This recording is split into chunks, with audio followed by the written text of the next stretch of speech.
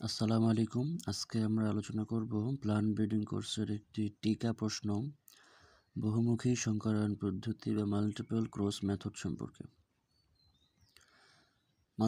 Multiple cross method হলো ভিন্ন genotype সম্পন্ন দুটি প্রজনক উদ্ভিদ বা সারির মধ্যে মিলনকে বলা হচ্ছে আমাদের সংকরায়ন বা হাইব্রিডাইজেশন।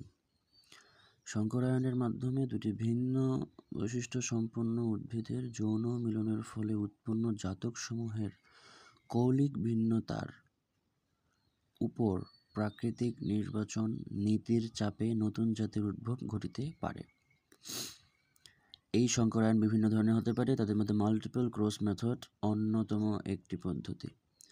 মাল্টিপল ক্রস হলো অধিক সংখ্যক কাঙ্ক্ষিত জিন ভিন্ন ভিন্ন প্রজনক থেকে একটি জাতক উদ্ভিদে সঞ্চারিত করার প্রয়াসে যে সংকরায়ন করা হয় তাকে বলা হয় সম্মিলিত সংকরায়ন বা মাল্টিপল ক্রস।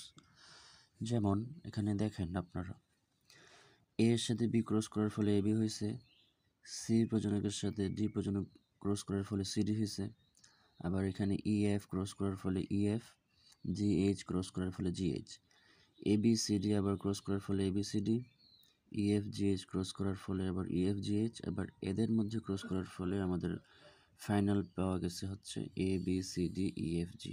এটা হচ্ছে আমাদের ফাইনাল জাতক। এখানে এই সবগুলো কাঙ্ক্ষিত জিন এখানে পাওয়া যাচ্ছে। এর ব্যবহার হচ্ছে সাধারণত অধিক সংখ্যক কাঙ্ক্ষিত বৈশিষ্ট্য একটি উদ্ভিদে আনয়নের লক্ষ্যে সম্মিলিত সংকরায়ন ঘটানো হয়। এর ফলে উৎপন্ন জাতকসমূহ অধিক রোগ প্রতিরোধী হয়, উচ্চ ফলনমান হয়, উন্নত গুণগুণ সম্পন্ন হয়। তবে অনেক সময় সম্মিলিত সংকরায়নের ফলে অনাকাঙ্ক্ষিত বৈশিষ্ট্যের আবির্ভাব ঘটতে পারে। আজকের ভিডিও এ পর্যন্তই।